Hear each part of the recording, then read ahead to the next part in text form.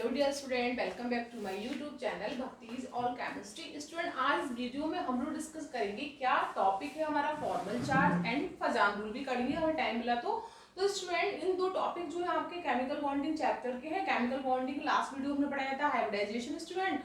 तो आज ना हम लोग क्या कर रहे हैं, बेसिकली ये जो टॉपिक है ना केमिकल बॉन्डिंग चैप्टर आपका बीएससी पार्ट 1 में भी है, 11th में भी है और आपका नीट और जेई में भी आता है। तो इसलिए मैं सोचा इस चैप्टर को कंप्लीट अच्छे से कर लेते हैं। तो स्टूडेंट देखो, इसमें जो आपका फॉर्मल चार्ज है और आपका फजान रूल है, वहां से क्वेश्चंस आपका जेईई मेंस एग्जाम में जरूर पूछता है, ठीक है।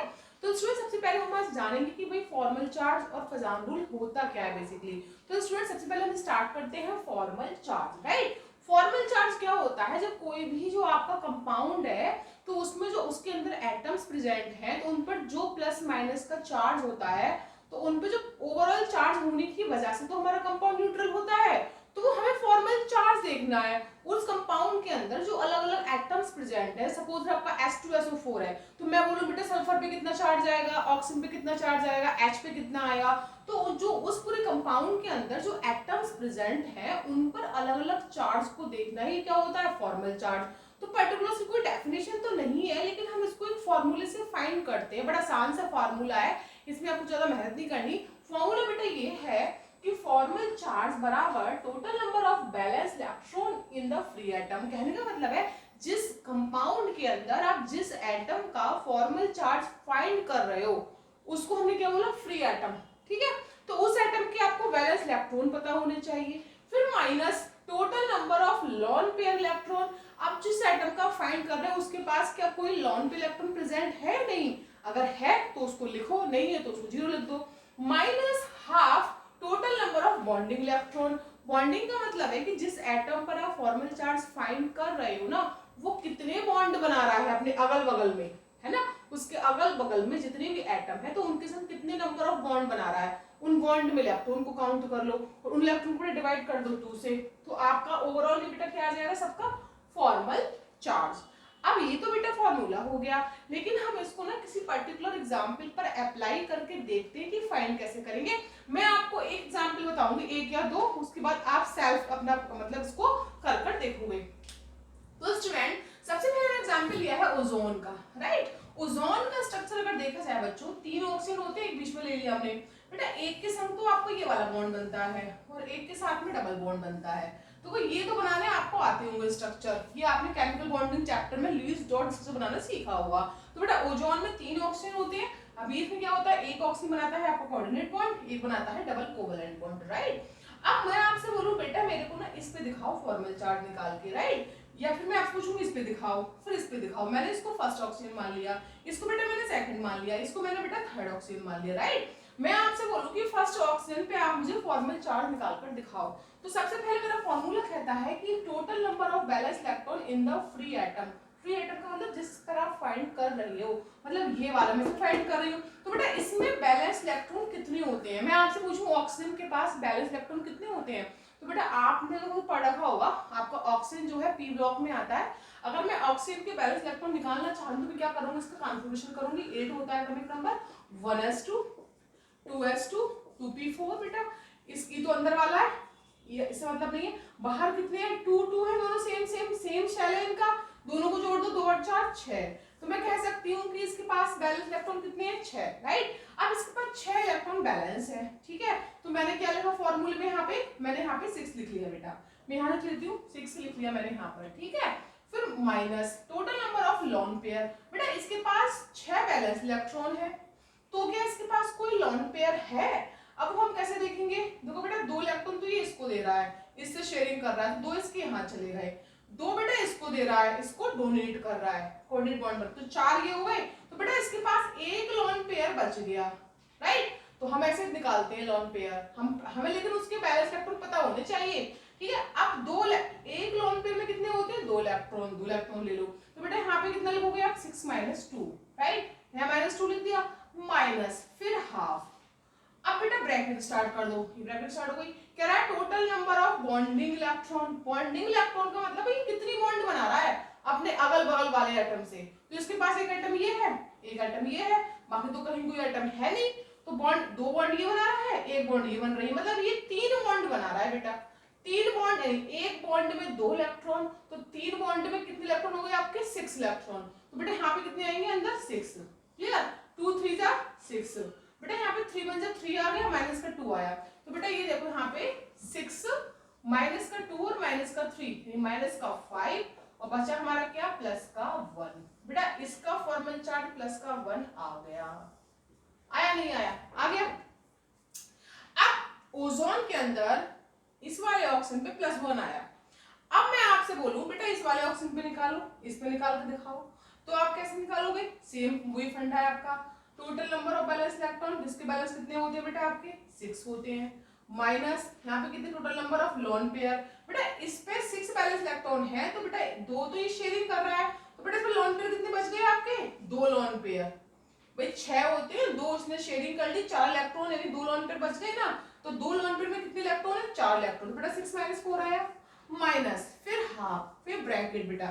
अब कह रहा है total number of bonding electron, भी कितने बॉन्ड बना रहा है, इसके पास तो एक दो ही बॉन्ड बना रहा है, ये एक और दो, बाकी यहाँ तो कोई है नहीं एटम दूसरा, तो दो ही दो, एक बॉन्ड में 2 इलेक्ट्रॉन होते हैं, 2 बॉन्ड में 4 इलेक्ट्रॉन होते हैं, बेटा यहाँ पे 4 लिखो, तो 2 दूनी 4, बेटा फाइनली 6 माइनस का 4 माइनस का 2 माइनस का 6 हो गया, यानी कि आपको क्या आ गया 0, यानी इस पे जो फॉर्मल चार्ज निकल के आया बेटा वो क्या आया 0, एक पे 0 आया, एक पे +1, तो बताने की जरूरत ही नहीं है, निकालने की जरूरत ही नहीं है, इस पे क्या आएगा -1, सेकंड वाले पे क्या आएगा -1, तभी तो ओवरऑल न्यूट्रल होगा आपका मॉलिक्यूल जो है ओजोन O3 ट्राइएटॉमिक मॉलिक्यूल, वो न्यूट्रल कब होगा जब उनका ओवरऑल आपका सबका बैलेंस हो जाए, तो इस पे 0 आ गया, इस पे +1, तो इस पे निकालनी आप, लेकिन मैंने पहले बोला कि इस पे -1 आएगा, तो इसको निकाल के देख लो, अगर आपको बिलीव नहीं है तो निकाल कर देख लो, तो -1 ही आना चाहिए, तो हमारा प्रूफ हो जाएगा ये रूल, फॉर्मल चार्ज का जो फॉर्मूला है वो प्रूफ हो जाएगा, तो सिंपल सा फंडा है बेटा, निकालते हैं इसको, हम यहाँ पे निकाल लेते हैं,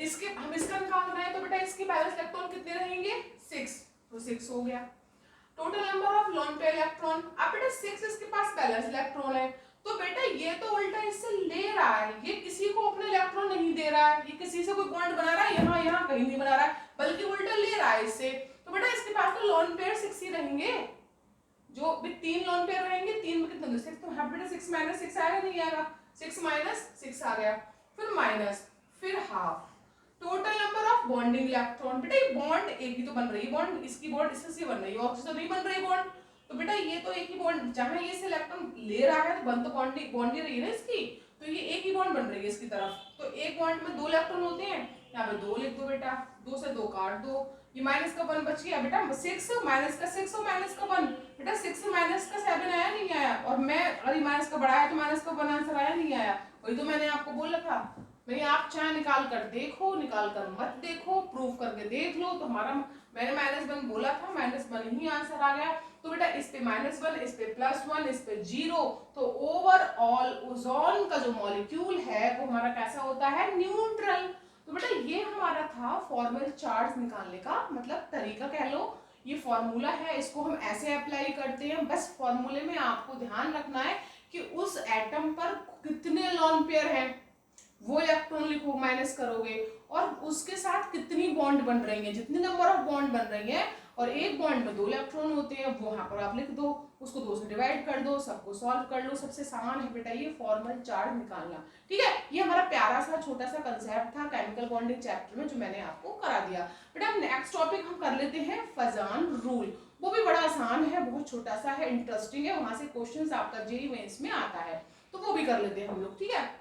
तो बेटा फजान रूल क्या कहता है बेसिकली, तो फजान रूल जो है ना वो किसी कोवलेंट कंपाउंड का कोवलेंट कैरेक्टर बताता है, ठीक है। फजान ने ये बताया कि कोई भी मेरे पास कोवलेंट कंपाउंड है, कई सारे है ना, कई सारे कोवलेंट कंपाउंड है, तो हम कैसे जज करेंगे कि कौन ज्यादा कोवलेंट है कौन कम कोवलेंट है, तो उसके लिए उसने कुछ टिप्स बताए थे, कुछ आपके पॉइंट बताए थे, जिन पॉइंट से हम आसानी से फाइंड कर सकते हैं उसका कोवलेंट कैरेक्टर का ऑर्डर, ठीक है। फिर उसने ये बोला कि कोवलेंट कैरेक्टर का जो इनवर्सली प्रोपोर्शनल होता है वो आयनिक कैरेक्टर होता है, अगर आपने किसी कंपाउंड का कोवलेंट कैरेक्टर फाइंड कर लिया तो उसका आयनिक कैरेक्टर उसका इनवर्स कर दो, आपका रिलेशन निकल के आ जाएगा।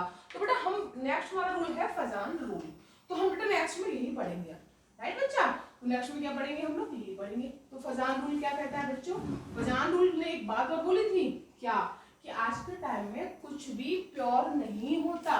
क्या कुछ प्योर है? नहीं है, कुछ प्योरली नहीं है। तो फजान बोले तो वैसे ही कुछ प्योर नहीं होता।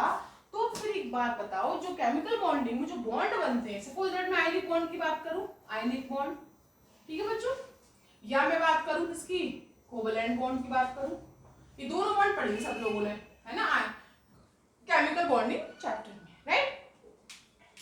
अब बात आती है आयनिक बॉन्ड। बेटा आयनिक बॉन्ड, मेरे पास ए एटम है, एक बी एटम है, ठीक है। आयनिक बॉन्ड की फॉर्मेशन कब होती है? आयंस के बीच में, एक कैटायन होता है, एक एनायन होता है, ठीक है। ये कैटायन जो होता है अपना इलेक्ट्रॉन इसको दे चुका होता है, इसलिए इसमें प्लस आता है, ये लेता है तो माइनस आता है। लेकिन होता क्या है, बेसिकली होता ये है, फजान कहते हैं ये बॉन्ड आयनिक तो है लेकिन ये प्योरली आयनिक बॉन्ड नहीं होती, प्योरली नहीं है, इसमें थोड़ा सा परसेंट कोवलेंट करैक्टर भी होता है। वो कैसे होता है भाई, ये वाला जो एटम होता है जो इसको इलेक्ट्रॉन दे देता है, तो ये सोचता है कि कैसे, जो मैंने इसको इलेक्ट्रॉन दिया है ना, तो इस इलेक्ट्रॉन को ये अपनी तरफ खींचने की कोशिश करता है। ये चाहता है कि इसके पास से उठ के यहाँ बीच में आ जाए, मतलब यहाँ बीच में आ जाएगा, है ना। तो फाइनली इसके अंदर थोड़ा सा कोवलेंट करैक्टर आ जाएगा। तो फजान कहते हैं कोई भी ionic bond purely ionic bond नहीं होती, उसके अंदर कोवलेंट करैक्टर थोड़ा सा जरूर होता है। फिर उन्होंने कोवलेंट के लिए बताया कि सपोज दैट मेरे पास ये ए है, ये बी है, ये अपना इलेक्ट्रॉन यहाँ पर दे रहा है, ये अपना एक यहाँ पर दे रहा है इलेक्ट्रॉन, दोनों ने बराबर के इलेक्ट्रॉन दिया है, बराबर के दोनों इलेक्ट्रॉन बीच में आ गया, फाइनली कौन सी बॉन्ड आ गई आपकी, कोवलेंट बॉन्ड आ गई। लेकिन इस जो ये ए वाला है ना, ये क्या सोचता है, कैसे भी ये बीच इलेक्ट्रॉन जो बीच वाला है ना वो मेरे पास आ जाए, इधर ये सोचता है कि मेरे पास आ जाए। अगर ऐसा होगा कि इसके पास आ जाए तो इस पे प्लस आएगा नहीं आएगा, प्लस आएगा ना इस पे। तो फाइनली थी तो कोवलेंट बॉन्ड, लेकिन इसमें थोड़ा सा पार्शियली आयनिक का नेचर भी आ गया। बात समझ में आई नहीं आई? मतलब कोवलेंट करैक्टर था, कोवलेंट बॉन्ड थी, लेकिन एटम क्या कोशिश कर रहा था कि जो बीच में इलेक्ट्रॉन रखा है वो मेरे पास आ जाए, उधर वाला एटम सिर्फ मेरे पास आ जाए। तो जिसके पास आएगा तो चार्ज नेगेटिव आएगा, अगले के पास पॉजिटिव आएगा, तो फाइनली थोड़ा थोड़ा करैक्टर उसमें क्या आ जाएगा, आयनिक करैक्टर। तो कहने का मतलब है कि फजान कहते हैं कि कोई भी आयनिक बॉन्ड प्योरली आयनिक नहीं होती और कोई भी कोवलेंट बॉन्ड प्योरली कोवलेंट नहीं होती। आयनिक में पार्शियली कोवलेंट करैक्टर होता है और कोवलेंट में पार्शियली आयनिक करैक्टर होता है। ये बात एक्सप्लेन की थी किसने, फजान ने। और फिर फजान ने इस बात को एक्सप्लेन करने के बाद उन्होंने बोला कि किसी भी कंपाउंड का आपको अगर कोवलेंट करैक्टर फाइंड करना है तो उसके लिए उन्होंने कुछ टिप्स बताए थे। और उन्होंने बोला अगर आपने कोवलेंट करैक्टर को फाइंड कर लिया है तो उसका इनवर्सली कर देना आयनिक करैक्टर। तो एग्जाम में अगर आपसे आयनिक पूछेगा तो पहले कोवलेंट निकालना, उसका इनवर्स करना, तो आपका आयनिक आ जाएगा। तो बेटा वो क्या टिप्स थे, क्या टिप्स बताए थे फजान ने कोवलेंट करैक्टर फाइंड करने के लिए किसी कोवलेंट कंपाउंड में, वो हम देखते हैं स्टूडेंट। ठीक है स्टूडेंट, तो पहला फजान ने बोला, पहला पॉइंट ये था बच्चों, फजान बोलते हैं कि कोवलेंट करैक्टर और एक बेटा होती है पॉलराइजिंग पावर। तो पॉलराइजिंग पावर और कोवलेंट करैक्टर दोनों ना एक दूसरे के डायरेक्टली प्रोपोर्शनल होते हैं। अगर आपने कोवलेंट करैक्टर निकाल लिया तो समझ लो आपने पॉलराइजेशन पावर भी निकाल ली, तो दोनों एक दूसरे की क्या है, डायरेक्टली प्रोपोर्शनल है, राइट। तो फाइनली उन्होंने बोला अच्छा बेटा पॉलराइजेशन पावर क्या होती है, आपको पहले ये समझना पड़ेगा। तो उन्होंने बात करी थी पॉलराइजेशन पावर पर, किसने, फजान ने बात की थी। तो पॉलराइजेशन पावर क्या होती है, सपोज दैट मेरे पास एक छोटा सा कैटायन है और एक बड़ा सा एनाइन है ना। तो ये एनाइन है, ये कैटायन है, इसका साइज बहुत बड़ा है, इसका साइज छोटा है। तो ये जो एनाइन है ना बेटा बड़ा सा, ये इसको क्या करेगा, पॉलराइज करेगा, इसको अपनी तरफ खींच लेगा, अट्रैक्ट कर लेगा, इसको पॉलराइज कर लेगा और आसानी से पोलराइज कैटायन हो जाएगा, क्योंकि ये साइड में बड़ा है, ये साइड में छोटा है। तो कहने का मतलब इनकी पोलराइजेशन पावर ज्यादा है। तो पोलराइजेशन पावर ज्यादा होगी तो उसका कोवलेंट करैक्टर भी क्या होगा, ज्यादा होगा। तो कहने का मतलब है कि फजान ने पोलराइजेशन पावर के टर्म्स में ये सारे हमें टिप्स, कुछ पॉइंट बताए थे। और उन्होंने बोला कि पोलराइजेशन पावर डायरेक्टली प्रोपोर्शनल होती है कोवलेंट करैक्टर के। बोले चाहे तो आप कोवलेंट करैक्टर निकाल लो, चाहे तो आप कोवेलेंट करैक्टर निकालो, चाहे तो पोलराइजेशन पावर निकालो, दोनों का मतलब एक ही है, रिलेशन एक ही है, ठीक है। दोनों एक दूसरे क्या है, डायरेक्टली प्रोपोर्शनल। तो जितनी ज्यादा पोलराइजेशन पावर होगी उतना किसी कंपाउंड का कोवेलेंट करैक्टर ज्यादा होगा, जितनी कम पोलराइजेशन पावर होगी उतना ही किसी कंपाउंड का कोवेलेंट करैक्टर कम होगा। बात समझ में आ गई ना, है ना बच्चों। तो फाइनली बेटा ये हमारा रिलेशन निकल के आया, तो उन्होंने खुद बोल दिया। अब उन्होंने पहला रिलेशन क्या बताया, पहला जो पॉइंट बताया बेटा उन्होंने वो ये बताया कि कोवेलेंट करैक्टर या पोलराइजेशन पावर जो होती है उसमें पहला पॉइंट आया कि वो क्या होगी, पीपी बोलती हूँ मैं इसको शॉर्ट में, इसको कोरिलेशन पावर को, है ना। ये डायरेक्ट प्रोपोर्शनल किसकी होती है, सीसी की, यानी कोवेलेंट करैक्टर की। और इनका जो रिलेशन होता है बेटा वो इनवर्स होता है साइज ऑफ कैटायन का। मतलब साइज ऑफ कैटायन का इनवर्स रिलेशन होता है किसका, पीपी का और सीसी का। अब मुझे एक्सप्लेन करने की जरूरत नहीं है, मैं शॉर्ट में पीपी और सीसी बोलूंगी, राइट। तो कहता है कि कैटायन का साइज जितना स्मॉल होगा उतनी ही पोलराइजिंग पावर सीसी आपका ज्यादा होगा। वो कैसे, एग्जांपल के थ्रू समझ लेते हैं। मेरे पास लिथियम है, लिथियम प्लस है, सोडियम प्लस है, पोटेशियम प्लस है और रूबियम प्लस है। बेटा इसमें सबसे छोटा साइज इसका है लिथियम का, फिर सोडियम, पोटेशियम को नीचे आने पर साइज बढ़ता है, तो ये प्लस कैटायन सबसे छोटा है ना साइज में। तो कहने का मतलब है इसका सबसे ज्यादा क्या होगा, सीसी और पीपी होगा। तो ये हमारा किसका ऑर्डर आ गया, किसका, पीपी और सीसी का। किसके लिए, हमने क्या बोला, साइज ऑफ कैटायन स्मॉल। इसमें बेटा सबसे स्मॉल साइज किसका, देखो +1 सभी के ऊपर है, लेकिन हम जानते हैं ग्रुप में ऊपर से नीचे जाने पे साइज इंक्रीज होता है, तो इसका साइज सबसे छोटा होगा, इसे प्लस चार्ज भी है। तो बेटा इसका पोलराइजिंग पावर और सीसी क्या होगी, सबसे ज्यादा। पहला वाला पॉइंट समझ में आया। दूसरा पॉइंट कहता है कि पीपी और सीसी बेटा डायरेक्ट प्रोपोर्शनल किसके होगा, साइज ऑफ एनायन की, साइज ऑफ एनायन, राइट बच्चों। साइज ऑफ एनायन मतलब क्या, कि कोई एनायन का साइज जितना बड़ा होगा, जितना लार्ज होगा, जिसपे जितना बड़ा साइज, जैसे मैं बोलूं फ्लोरीन, क्लोरीन, ब्रोमीन, आयोडीन, तो आयोडीन का साइज सबसे बड़ा है। तो जितना बड़ा किसी एनायन का साइज होगा बेटा उसकी पीपी और सीसी उतनी ही ज्यादा होगी, राइट बच्चों। तो फाइनली इनका रिलेशन निकल के कैसा है बेटा, डायरेक्टली। सपोज मेरे पास है फ्लोरीन, क्लोरीन, ब्रोमीन, आयोडीन।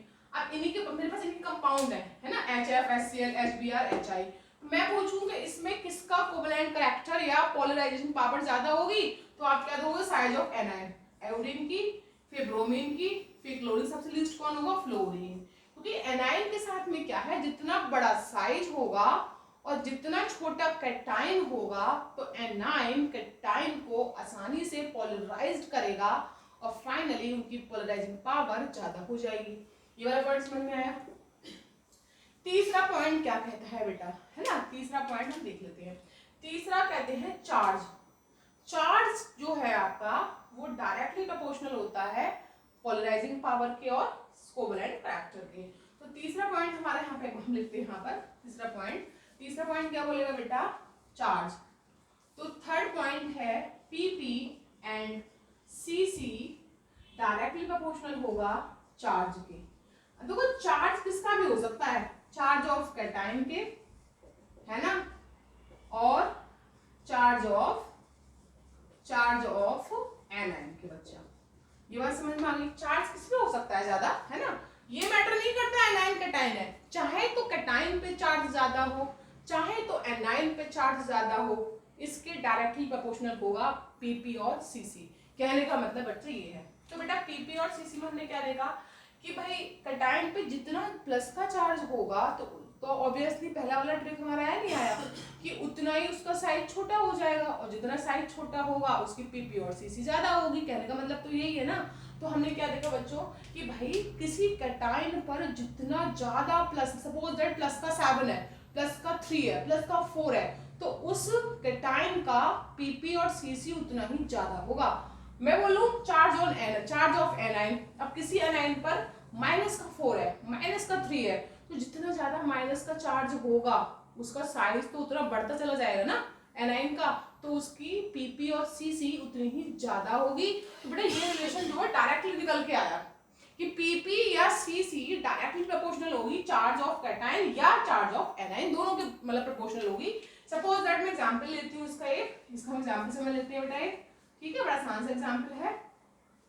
क्या है, जैसे मैंने लिया Na plus Mg plus 2 Al plus 3, right, और मैं इनके कंपाउंड लेती हूँ, मैं इनके कंपाउंड की फॉर्म में आपसे NaCl MgCl2 HCl3, तो मैं आपसे बोलूँ कि इसमें पोलराइजिंग पावर किसकी ज्यादा होगी, तो आप लोग मैडम इसके पास भी 10 इलेक्ट्रॉन है, इसके पास भी 10 है, इसके पास भी 10 है, लेकिन बात ठीक है इलेक्ट्रॉन दोनों पे बराबर है, तो चार्ज किसका ज्यादा है, +3 का, तो फाइनली इसकी पावर सबसे ज्यादा, फिर इसकी, और सबसे कम इस वाले की। तो कहने का मतलब है कि किसी कैटायन पर, है ना, अब आप बोलो मैडम इलेक्ट्रॉन तो तीनों में मतलब तीनों में ही आपके वो है ना, और आपको मालूम है ना साइज ऑफ कैटायन जितना स्मॉल होगा, तो बेटा आपको खुद मालूम है सोडियम तो आपका S ब्लॉक का फर्स्ट ग्रुप में आता है, मैग्नीशियम सेकंड ग्रुप में आता है, एल्युमिनियम आपके P ब्लॉक में आता है, और आपको मालूम है कि आप जब लेफ्ट टू राइट मूव करते हो तो साइज डिक्रीज होता है, तो बेटा एल्युमिनियम का तो साइज भी छोटा है,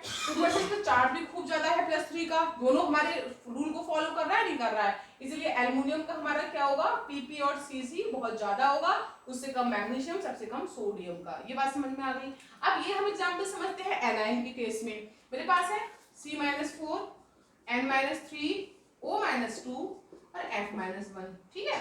अब आप मुझे ये बताओ, इसमें मैंने बोला कि जितना ज्यादा चार्ज एनायन पे होगा, सबसे ज्यादा बेटा इसका -4 है ना, तो इसका ज्यादा होगा, फिर -3, फिर सबसे लीस्ट इसका होगा।